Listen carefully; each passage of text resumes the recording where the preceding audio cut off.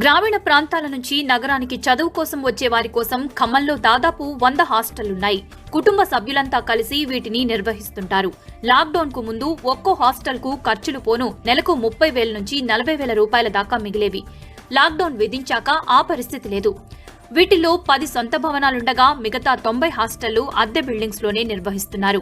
Nehru Nagar, Revathi centre, NST road, Indiranagar, rotary Nagar, Kasba Bazar లో private హాస్టళ్లు ఎక్కువగా ఉన్నాయి.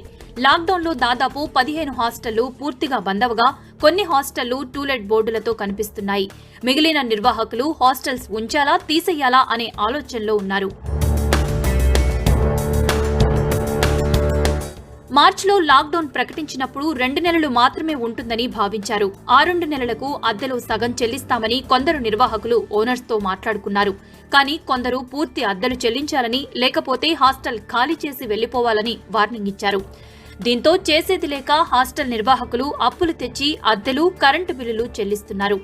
నగరంలో హాస్టల్ బిల్డింగ్స్ అద్దె 30,000 నుంచి 50,000 వరకు ఉంటుందని నిర్వాహకులు చెబుతున్నారు.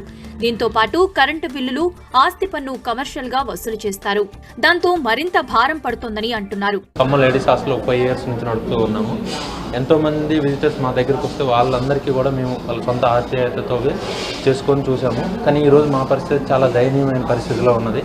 గవర్నమెంట్ ఏం ఆశించే పరిస్థితిలో లేదు. మాకు ఇప్పుడున్న పిల్లలందరినీ కూడా ఎవరు కూడా హాస్టల్ 5 months నుంచి ఒక్కళ్ళు కూడా లేరు. ఇప్పుడు కూడా వస్తారో రారో కూడా తెలియదు. ఇంటికి టూలెట్ బోర్డులు పెట్టినా కానీ కనీసం ఫ్యామిలీ పర్పస్కి ఇద్దామన్నా కానీ ఉన్న టూలెట్ ఇళ్లలోనే ఖాళీ చేస్తున్నారు. వచ్చే ఈ ఫ్యామిలీకి వచ్చే పరిస్థితి లేదు. రెంట్ మాత్రం కంపల్సరీ ఫుల్ అమౌంట్ కట్టాలి అంటున్నారు. కరెంటు బిల్లు తడిచి మోపిడవుతున్నాయి. పిల్లల చదువుల కోసం గ్రామీణ ప్రాంతాల నుంచి పట్టణాలకు వచ్చి కుటుంబ పోషణ కోసం హాస్టళ్లు పెట్టామంటున్నారు నిర్వాహకులు. లాక్డౌన్తో అద్దెలు, కరెంటు బిల్లులు కట్టలేక తీవ్ర ఇబ్బందులు పడుతున్నాం. పిల్లల చదువు, కుటుంబ పోషణ భారంగా మారి అప్పుల పాలయ్యామంటున్నారు నిర్వాహకులు. 10 years నుంచి ఖమ్మంలో ladies hostel and boys hostel నడిపిస్తున్నాను. ఇప్పుడున్న పరిస్థితుల్లో ఇప్పుడు 4 months నుంచి రెంట్లు కట్టలేని పరిస్థితుల్లో ఉన్నాము. ఇంటి వాళ్ళు కూడా ఫుల్ అమౌంట్ ఆశిస్తున్నారు. అది కూడా కట్టలేని పరిస్థితుల్లో ఇప్పటికీ 4 months నుంచి కట్టుకుంటూ ఇప్పుడు నిన్న మొన్న ఇంకా ఆమె ఎక్కువ ఒత్తిడి చేస్తుంటే కట్టలేక ఇల్లు ఖాళీ చేస్తున్నాను. ఇట్లనే ఉంటే ఇంకా రానున్న కాలం కూడా మా పరిస్థితి దయనీయంగా మారుతుందని ప్రభుత్వాన్ని ఏదో ఒక సహాయం కోరాలని మనస్ఫూర్తిగా ప్రార్థిస్తున్నాను. నేను 5 నెలలుగా బిల్డింగ్ అద్దెలు చెల్లిస్తూనే ఉన్నామని, ఈ పరిస్థితి ఎప్పటి వరకు ఉంటుందో తెలియదని ఆవేదన వ్యక్తం చేస్తున్నారు నిర్వాహకులు. కుటుంబ పోషణతో పాటు ఈ ఖర్చులు భరించలేక ఇబ్బందులు పడుతున్నట్టు చెబుతున్నారు. ఈ హాస్టల్ రెంట్లు కట్టమే మాకు కరెంటు బిల్లు కానించి రెంట్లు ఇప్పుడు ఏ విధంగా కట్టాలనో ఇప్పటికే అప్పులు తెచ్చి కట్టుకుంటూ వెళ్తున్నాము.